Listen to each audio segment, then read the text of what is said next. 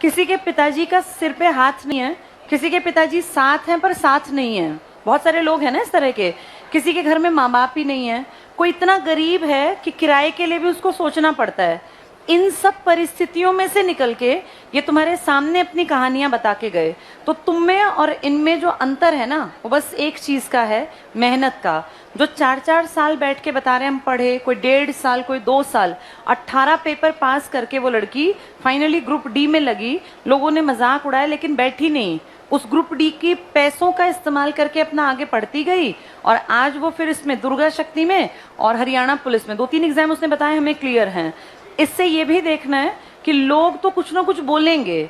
आप पढ़ लिख के घर बैठेंगे तो भी बोलेंगे, आप कोचिंग पे बैग उठा के चलेंगे तो भी बोलेंगे, आप ग्रुप डी को ज्वाइन करेंगे तो भी बोलेंगे। आपको लोग बोलते हैं इससे फर्क नहीं पड़ना चाहिए। फर्क पड़ना चाहिए इससे कि मेरे जीवन में आज से 5 साल बाद क्या होगा, क्योंकि ये सब चीजें आनी जानी है। ये ऐसे ही स्टूडेंट्स आएंगे, लोग आएंगे जाएंगे, बोलते चलेंगे।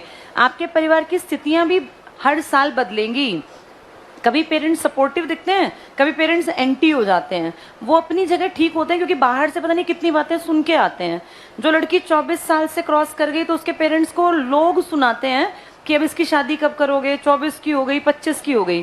कितनी सारी लड़कियां नहीं बताती ये बातें।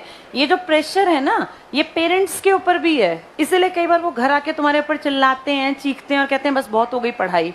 ऐसे ही लड़कों के ऊपर भी बहुत तरह के प्रेशर समाज क्रिएट करता है, और वो समाज तुम्हारे पेरेंट्स को कहता है, फिर वो पेरेंट्स तुम पे सारा गुस्सा निकालते हैं। इन परिस्थितियों से सबको जूझना पड़ता है। कोई इनमें टूट जाता है और कोई ये सोच लेता है कि चाहे कुछ हो मैं अपने जीवन को बेहतर बना लूंगी। अब ये लड़की जिसके पिताजी का कोई साथ नहीं मिला, तुम ये देखो इसकी माताजी की भी आंख में आंसू थे। मतलब कितना उस औरत ने हस्बैंड होने के बाद भी इतनी सफरर रही कि अपनी बच्चियों को खुद पढ़ाया लिखाया। बड़ी लड़की प्राइवेट में नौकरी कर रही है, अपनी इच्छा से कोई प्राइवेट सेक्टर में नहीं जाता। जब घर की जिम्मेदारी आन पड़ी होंगी ना और लगा होगा कि क्या करें, तब शायद वो उठ के प्राइवेट सेक्टर में गई होगी और उसी ने पैसा देके इस छोटी वाली को पढ़ा दिया।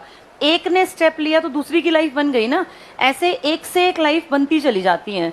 सबसे बड़ी जिम्मेदारी अपने प्रति है। मेरी जिंदगी कैसे अच्छी हो, या तुम्हें अपने आप सोचना है कि तुम्हारी जिंदगी कैसे अच्छी हो।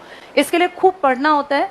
कोई कुछ कहता रहे, चाहे पिताजी हैं, चाहे माँ हैं, चाहे दादा हैं, दादी हैं, भाई बंधु पड़ोसी रिश्तेदार, अपने मन में एक चीज ठान लो, बस 2022 चल रहा है, इसके बाद 2023 तुम सब जानते हो इलेक्शन का दौर आ गया। अब देखते देखते इलेक्शन 2024 आने वाला है। इलेक्शन की तैयारी 1-1.5 साल पहले से जम के स्टार्ट हो जाती है, पता है ना ये, क्योंकि उसके बाद तो फिर आगे आचार संहिता लग जाएगी। 2022 के ये 6 महीने और 2023 पूरा, इतनी नौकरियां आएंगी कि जिसकी कोई गिनती नहीं है। कभी किसी डिपार्टमेंट में, कभी किसी में। सरकार जानबूझ के ऐसा करेगी क्योंकि सरकार को पता है कि 1-1.5 साल जब लोगों के घरों में नौकरी जाएंगी जाएंगी जाएंगी तो वो सरकार के प्रति पॉजिटिव हो जाएंगे। इस दौर में देखना देश में कोई बड़ी गड़बड़ नहीं होगी, सब कुछ ठीक ठीक चलेगा क्योंकि सरकार की इमेज अच्छी बना के रखनी है और धड़ल्ले से नौकरियां निकलेंगी। अभी पीएम का बयान तुमने पढ़ा था ना, वो 10 लाख वैकेंसी जो केंद्रीय विद्यालय में है, कहीं डिपार्टमेंटल, किसी भी डिपार्टमेंट में, टीचिंग में, नॉन टीचिंग में या किसी भी राज्य सरकार में, ये पूरी भरनी है 2023 तक, क्योंकि 24 का इलेक्शन टारगेट है। 23 तक अगर 10 लाख लोगों को नौकरी मिल जाती है, एक परिवार में 4 से 5 सदस्य होते हैं, कितने लाख लोग पॉजिटिव हो गए। और उतने लाख लोगों को देख के कितनों के सपने में आ गया ये कि भाई हाँ, हम भी नौकरी लग सकते हैं। जिनका बेटा बेटी आज 10वीं में है, जब वो इनको देखेंगे जो लग गए तो उनके मन में आएगा ना कि 2-4 साल बाद हमारे बच्चे भी लग जाएंगे। जैसे जिस तरफ युवा शक्ति चलती है ना, उस तरफ सच में देश चलता है। और युवा शक्ति को सबसे बड़ी जरूरत है कि मुझे क्या मिल जाए, गवर्नमेंट जॉब।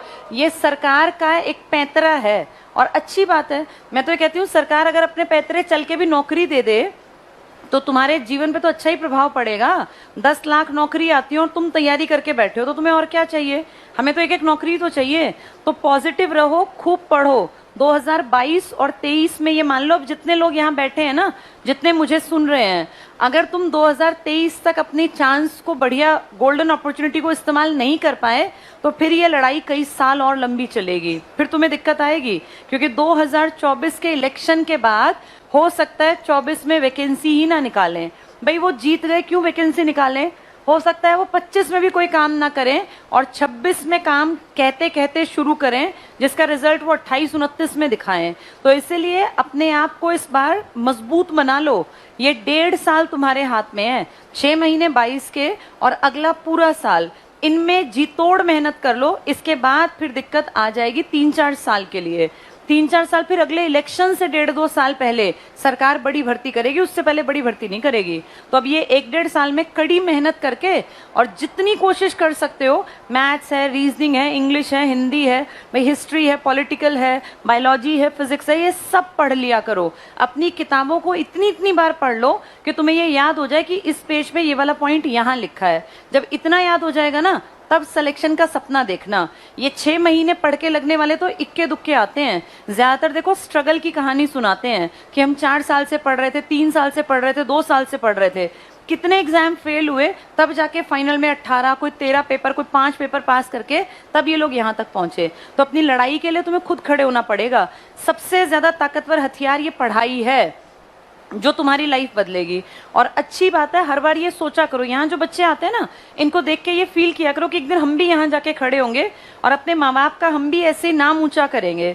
जिसके माँ बाप यहाँ आते हैं, कितने रिश्तेदार, कितने जानकार, पूरे गांव के लोग देखते नहीं होंगे, जलने वाले जरूर देखते होंगे कि ये कहाँ गए थे। उनको ज्यादा अच्छा ये यहाँ गए, ये बोल रहे हैं, मतलब एक जलन वाले जो लोग हैं ना, उन्हीं का मुंह बंद करना होता है। सक्सेसफुल होके अपने घर वालों को नहीं दिखाना होता उतना, जितना बाहर वाले और पड़ोसी और रिश्तेदारों को दिखाना होता है कि हम कुछ कर सकते थे। जो टॉन्ट करते हैं, जो जब तुम निकलते हो, चलते हो, तुम्हारे ऊपर कुछ ना कुछ इस तरह का तंज कसते हैं कि भाई चल पड़े बैग उठा के, कितने साल हो गए जाते आते, अब तक कुछ नहीं हुआ, इस बार तो वो भी लग गया, इसका नहीं नंबर आएगा।